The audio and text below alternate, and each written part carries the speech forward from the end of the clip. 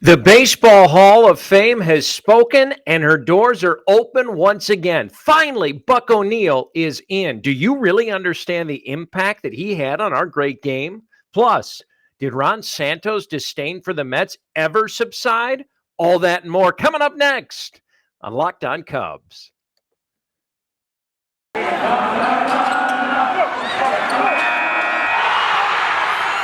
are Locked On Cubs, your daily Chicago Cubs podcast, part of the Locked On Podcast Network, your team every day.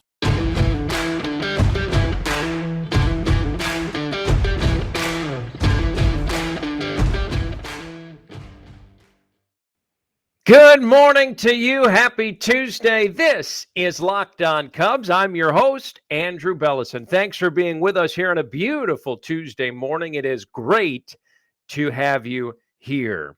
Tons of great stuff on the show today. Baseball's Hall of Fame breaks some really exciting and good news at a time when we all needed it amidst this silly lockout.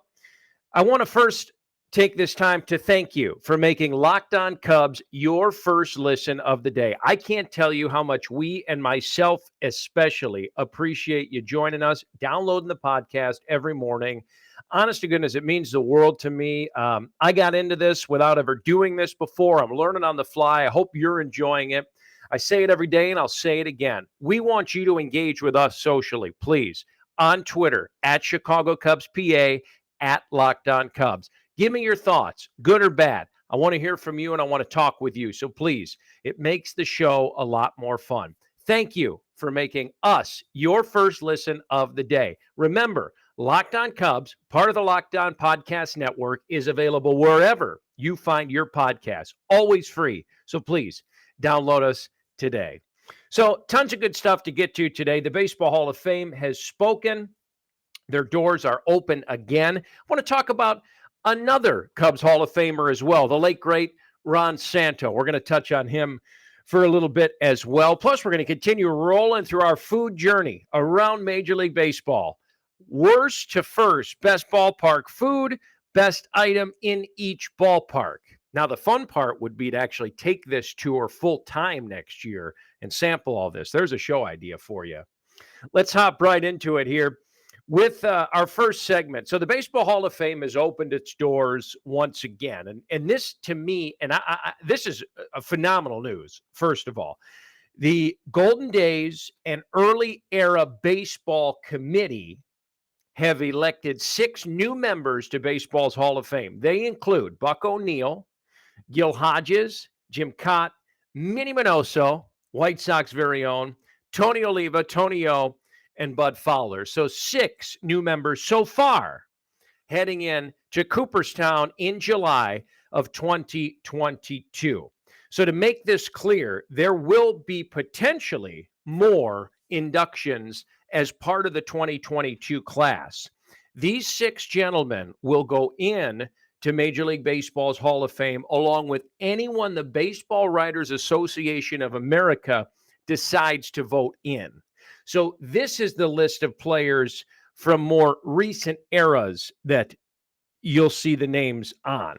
Results for this, the Writers Hall of Fame ballots, will be tallied on January the 25th. So this is the list that includes names like David Ortiz and Alex Rodriguez for the first time. Barry Bonds is on the list. Roger Clemens, Curt Schilling, and for the final time, Sammy Sosa.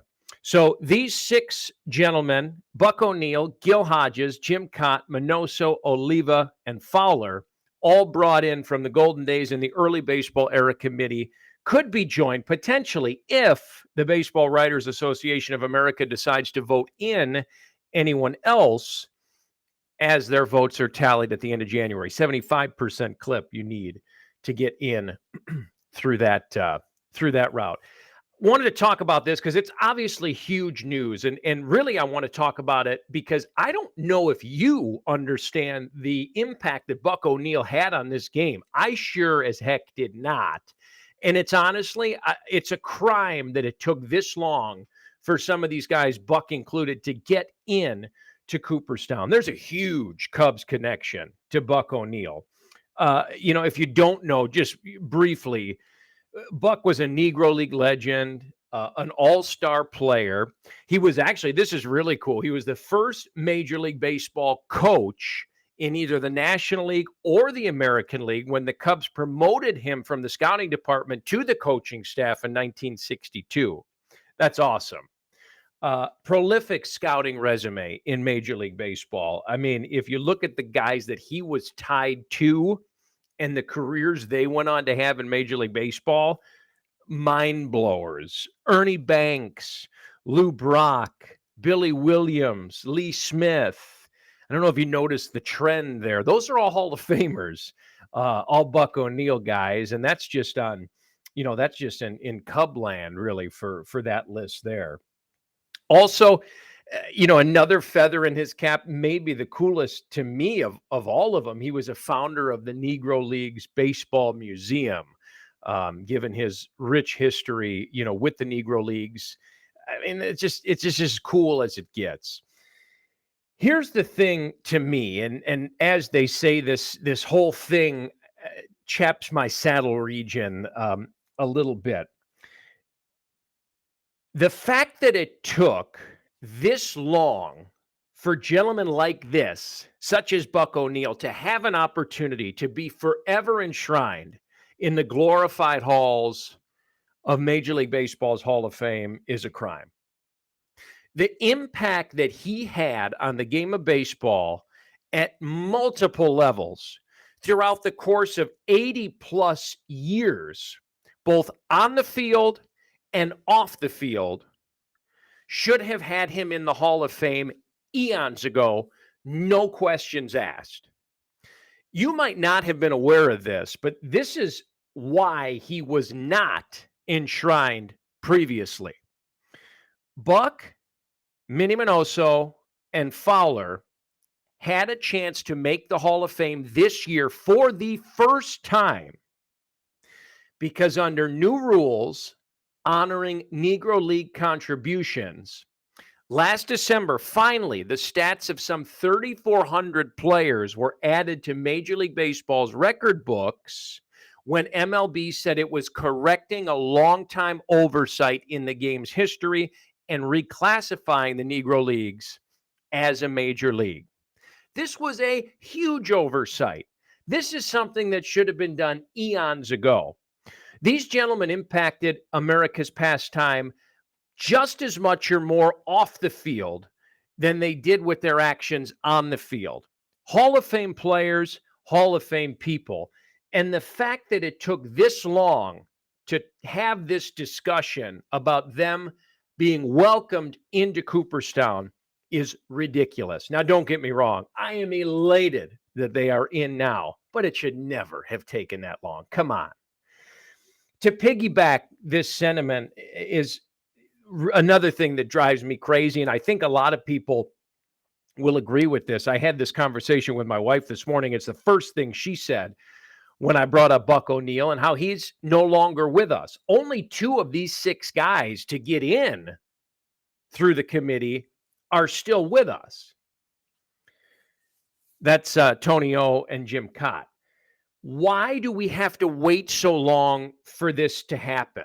And again, I think most Cubs fans, most baseball fans would agree with me on this. As Cub fans, let's take it close to home. Let's analyze something that we know so well. We saw what a player and person like Ron Santo went through year after year after year of getting rejected by the Hall of Fame when he was still alive.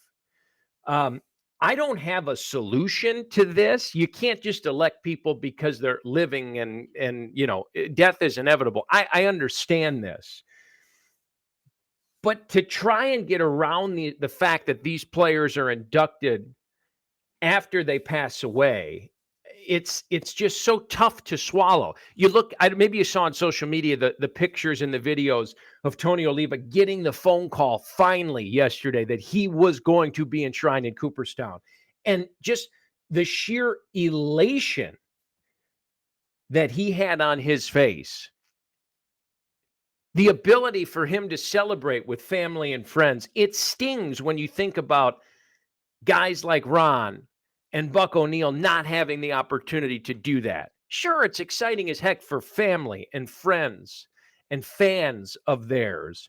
But when you see what it truly means to the player, and they're no longer here to enjoy that, really, really stinks. But you have to figure, and I take solitude knowing that somewhere guys like that are smiling, looking down on us, knowing that the phone call finally came. Tons more Hall of Fame discussion to come. Want to talk a little bit closer to home as well with Ron Santo. And Ron was elected to the Hall of Fame 10 years ago yesterday, as a matter of fact. I have a fun personal story I'd like to share about Ron and his the one time that I did get to meet him in person before I was hired by the Cubs. Pretty cool story. Before we get to that, BetOnline has you covered all season long with more props, better odds, more lines than ever before as football season continues to march to the playoffs. BetOnline remains your number one spot for all the sports action all season long. Head to their new updated desktop or mobile website to sign up today, and you can receive a 50% welcome bonus on your first deposit. All you got to do is use promo code LOCKED ON to receive it. That's LOCKEDON to receive your 50% bonus upon sign up. From basketball to football, NHL, boxing, UFC, right to your favorite Vegas casino games. Don't worry. BetOnline lets you take advantage of it all. It's the fastest and easiest way to bet all of your favorite sports all in one spot. BetOnline, where the game starts. I don't know about you guys, but I think this might sound familiar. It sure did to me. You've got one device that lets you catch the game live, another one that lets you stream your favorite shows. You're watching sports highlights on your phone, and you've got your neighbor's best friend's login for all the other good stuff. I want to tell you real quick about a simple way to get all that entertainment you love without all the hassle, and a great way to finally get your TV situation put all together. It's called DirecTV Stream, and it brings your live TV and on-demand favorites together like never before, so you can easily watch your favorite sports, your favorite movies, and your favorite shows all in one place. That means no more juggling remotes, no need to buy another device ever again, and the best part, there's no annual contract. So get rid of the clutter, get rid of the confusion, get your TV together with DirecTV Stream. You can learn more at directtv.com. That's directtv.com. Compatible device required. Content varies by package. More Hall of Fame talk. Ron Santo, number 10, coming up after this. You're listening to Locked On Cubs. I'm Andrew Bellison.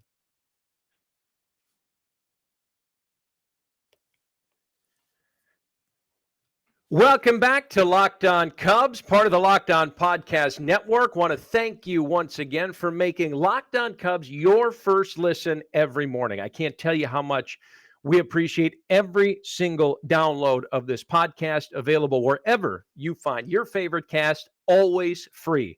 Interact with us socially at Chicago Cubs PA and at Locked On Cubs. So talked a little bit about the Hall of Fame opening its doors again. So happy for Buck O'Neil to finally get the call to the Hall.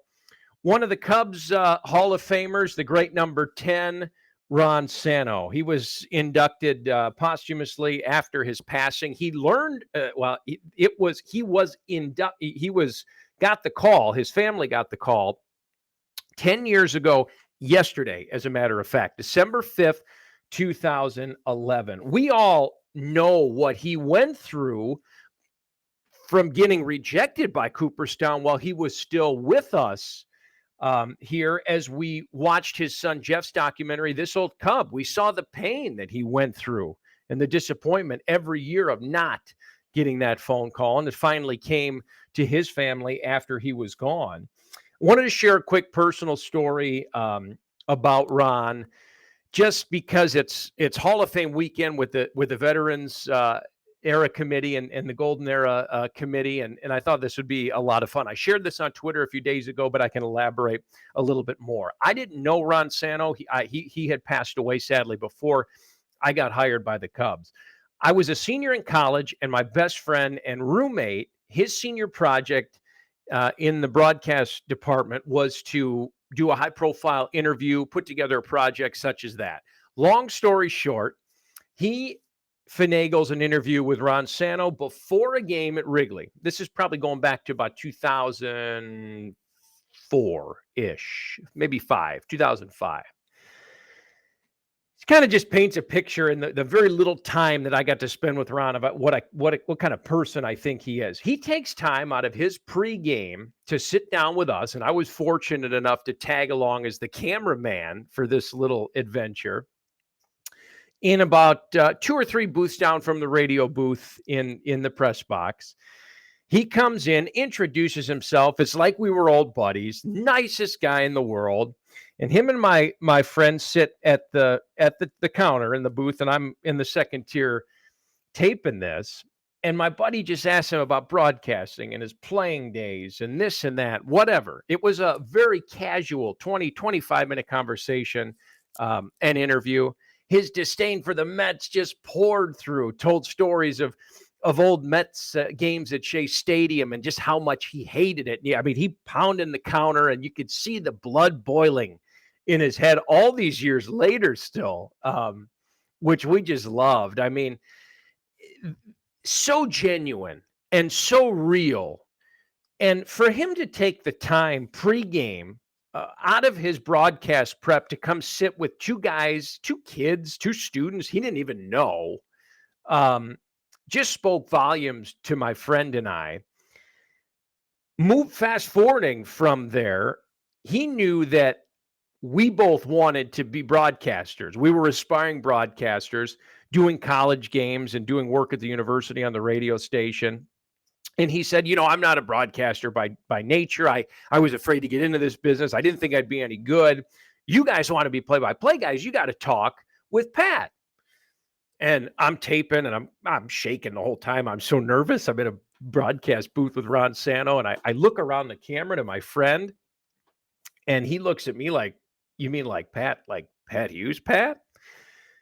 Anyways, long story short, baseball season ends a month and a half or 2 later. We had given Ron both our numbers. He said, "I'll give them to Pat. He'll call you." And it was one of those things, just the thought was amazing. Didn't ever in a million years expect a phone call. Well, sure enough, about 2 months later, Andy, Pat Hughes of the Cubs calling. And I about hit the floor.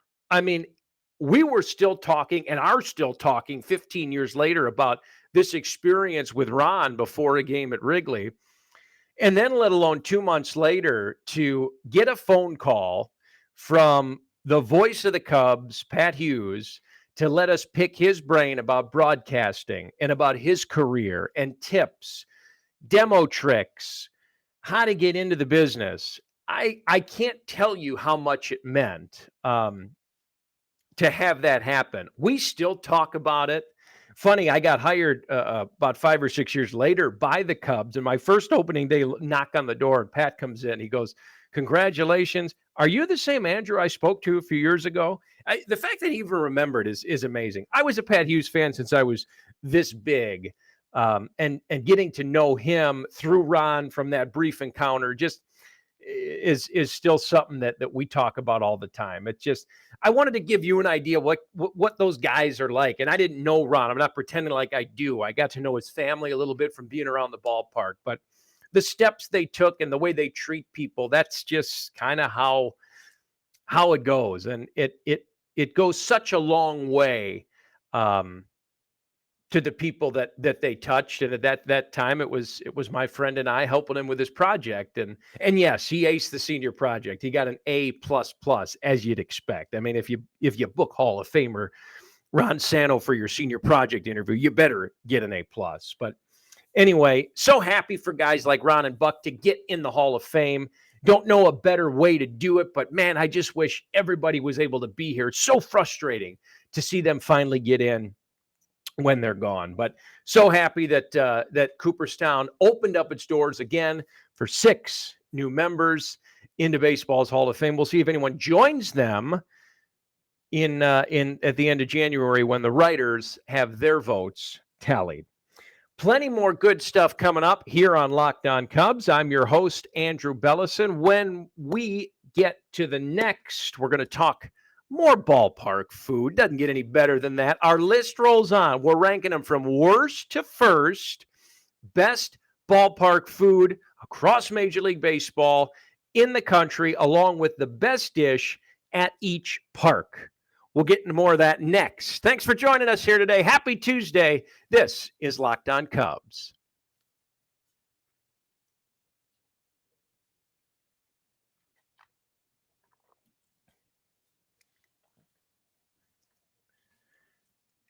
Back on Locked On Cubs, I am Andrew Bellison, your host. Thanks for being with us at Chicago Cubs PA, at Locked On Cubs on Twitter for the show. So we started this yesterday. We're in the midst of the lockout. News is slow, can't do much.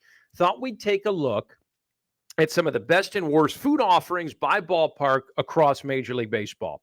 I have not been to all 30 stadiums, and something that I would really love to have the opportunity to do. Been to a handful of them. But as I mentioned yesterday, I found a really cool article done in August by Will Fulton, who's part of the Thrillist.com. He ranked from worst to first, best food by ballpark. We covered the bottom, three yesterday. Oakland, Tampa, KC. Again, surprised about KC and a good barbecue town. So today we pick it up with number 27. This is me I love Food Network, Travel Channel. This is me channeling my inner Guy Fieri. It's all right here, right now on Locked On Cubs. We take a look at the best ballpark food that's out there. Number 27, so still bottom feeder, Detroit Tigers, Comerica Park. Will says we're going to rank craft beer selections, and I have not been to Comerica Park, that it would probably edge its way to the top, as they're one of the first parks to offer a major selection of good craft beers. But in terms of food, still lacking, still one of the bottom feeders. But their standout, a good Euro sandwich, which kind of surprised me. I always think Euro Chicago hot dog stand kind of thing. Worked in a hot dog stand for a long time, made a bajillion Euro sandwiches in my day. Again, I don't eat meat anymore. We're pescatarian, but Euro sandwich, if I was going to have a cheap meat, I always tell my wife, it'd be a Euro, I think. Grilled pita, tzatziki homemade, onion, tomato, Euro piled high. That is the standout. It's at the Big Cat Court in Detroit, Comerica Park, the Euro sandwich. Now, side note, if you haven't dabbled in the square-shaped, crispy-edged Detroit-style pizza, I suggest you order from somewhere tonight around where you live that offers Detroit pizza. It is sensational. But Comerica Park, not pizza, Euro, best offering. Still 26th on the list. 27th on the list. 26th, according to Will, surprised the heck out of me, and it's not a Chicago bias. Guaranteed rate field, Chicago South Side, Chicago White Sox. Still bottom five. I always thought that U.S. Comiscular had good food. I always enjoyed it. Now, according to Will, not the best in terms of some of the other around the league. But their best food offering, elote, corn off the cob, Mexican street corn, some people call it. If you haven't had this there or elsewhere, it is sensational. Game changer the way it makes you look at corn. If you don't want it on the cob, it's also offered there in a bowl, and it's loaded then with chili, salt, butter, mayo, all the goods, but in a bowl instead of on the cob. This is all over guaranteed rate, the elote. Next time you're at a Sox game, if you're in Chicago or otherwise, definitely check it out. That's a great snack. Still surprised by this, number 26. Thought they'd be a lot higher. I always liked the food on the South Side. Keeping the list going down to number 25. We head north of the border to Canada's only baseball team. Sorry, Montreal. We missed the Expos too. The Blue Jays and the Rogers Center. Canada known for its poutine. It's that French fry base gravy kind of thing. Kind of grosses me out, but whatever. Well, Toronto and the Rogers Center offers a very interesting take on this. And while they might overall be bottom 10% of food offerings around Major League Baseball, their best offering is a funnel cake poutine. So they took this really savory Canadian staple and turned it into a heck of a dessert. Fried dough, powdered sugar, ice cream, churro. Wow. If you're into sweets, head to the Blue Jays game, get a dessert poutine at the Rogers Center, and I don't think you're going to be disappointed. Check it out. If go online and Google Toronto Blue Jays dessert poutine, you'll see a picture of it. Whew, yikes. I think you'll enjoy. It's been great to be with you here this Tuesday. I hope you're enjoying our travels through Major League Baseball's best and worst food offerings by Ballpark. I hope you're just as pumped as I am that Buck O'Neill and crew get into the Hall of Fame this year. And I hope you enjoyed a little Ron Santo discussion as well. It's always fun to talk number 10 in Cubs world. Got a really cool show tomorrow. We're going to take a deep look. Get your scuba gear on because we're gonna take a deep look and dive into the Cubs bullpen of 2021. Yikes, I know. Don't be too scared. And also maybe look at some things they could do for 22 to shore things up here after the lockout is over. Also, our food list rolls on. We're starting to get into the good offerings, the stadiums that really know what they're doing food-wise, according to Will at Thrillist.com. Can't wait to see you tomorrow. Have a great day. Until then, I've been Andrew Bellison. This is Locked On Cubs. Before we go, just want to take this time to remind you real quick to make your second listen of the day Locked On Bets. It's your daily one-stop shop for all of your gambling needs. Locked On Bets, hosted by your boy Q, with expert analysis from Lee Sterling. It's free and available on all platforms. Check them out today. See you guys tomorrow. Thanks for being with us.